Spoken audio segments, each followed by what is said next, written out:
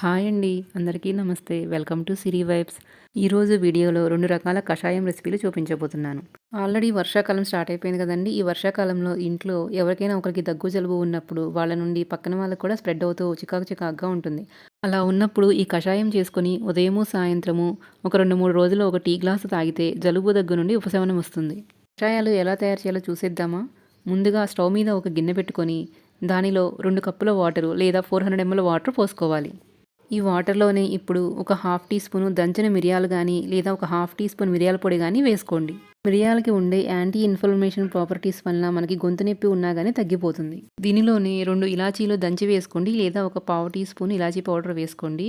యాలకులు మంచి స్మెల్ ఇవ్వడంతో పాటు బ్యాడ్ బ్యాక్టీరియాతో ఫైట్ చేయడానికి అలాగే డైజెషన్కి బాగా హెల్ప్ అవుతుంది.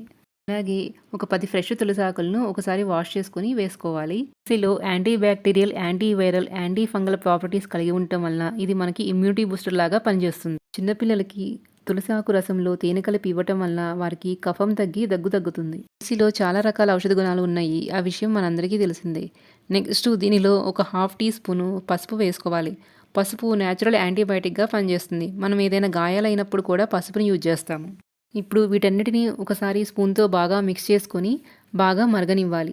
మనం పోసుకున్న వాటర్ అన్నీ హాఫ్ అయ్యేంత వరకు బాగా మరిగించుకోవాలి. కషాయాన్ని మనము దగ్గు, జలుబు లేకున్నా కానీ వీక్లీ 1 ఆర్ 2 తీసుకుంటే మనకి ఇమ్యూనిటీ బూస్టర్గా యూజ్ అవుతుంది. మనము వాటర్ని బాగా మరిగించడం వల్ల తులసి, పెప్పరు, ఇలాచీలో ఉన్న ఔషధ గుణాలన్నీ వాటర్లోకి అబ్జర్వ్ అవుతాయి. వాటర్ బాగా మరిగి తీసుకున్న క్వాంటిటీలో హాఫ్ అయినాయి కదా. ఇప్పుడు స్టవ్ ఆఫ్ చేసుకొని వీటిని ఒక గ్లాస్లోకి ఫిల్టర్ చేసుకుందాము. ఇప్పుడు మనకి కషాయం రెడీ అయిపోయింది.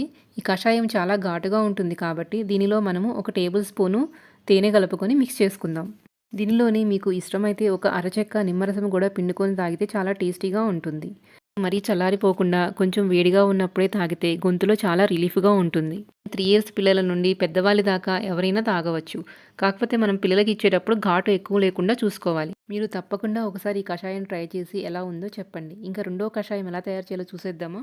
స్టవ్ మీద ఒక గిన్నె పెట్టుకొని 1.5 కప్పు లేదా 200 ml వాటర్ పోసుకోండి. ఇప్పుడు ఈ వాటర్లో ఒక హాఫ్ ఇంచి అల్లం ముక్కని తురుముకొని వేసుకోండి లేదా లైట్గా దంచైనా వేసుకోవచ్చు. అల్లము ఇమ్యూనిటీ బూస్టర్ లాగా యూజ్ అవుతుంది. మన డైజెషన్కి, జెమ్స్తో ఫైట్ చేయడానికి బాగా హెల్ప్ అవుతుంది. ఇప్పుడు దీనిలోని ఒక పావు టీ స్పూను పెప్పర్ పౌడర్ కానీ కొంచెం పెప్పర్ కానీ దంచి వేసుకోండి.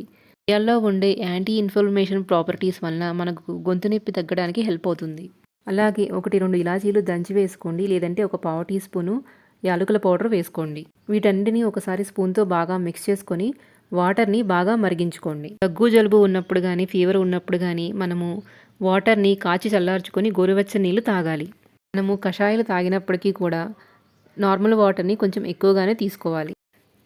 మనం తీసుకున్న వాటర్ బాగా మరిగి హాఫ్ అయిన తర్వాత స్టవ్ ఆఫ్ చేసుకొని ఒక గ్లాస్లోకి ఈ వాటర్ని ఫిల్టర్ చేసుకుందాం.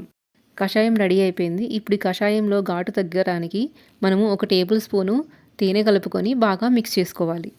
మీకు ఇష్టమైతే ఒక టీ స్పూను నిమ్మరసం కూడా పిండుకొని బాగా మిక్స్ చేసుకొని వేడివేడిగా ఉన్నప్పుడే తాగాలి. దగ్గు, జలుబు ఉన్నప్పుడు ఈ కషాయాన్ని 2 రోజులు పొద్దున, సాయంత్రం ఒక టీ గ్లాస్ తాగండి.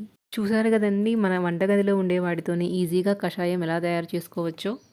మీకు వీడియో నచ్చినట్లయితే కనుక లైక్ చేయండి, సబ్స్క్రైబ్ చేయండి. యూజ్ఫుల్ వీడియో కనుక మీ ఫ్రెండ్స్తో కూడా షేర్ చేయండి. Thank you.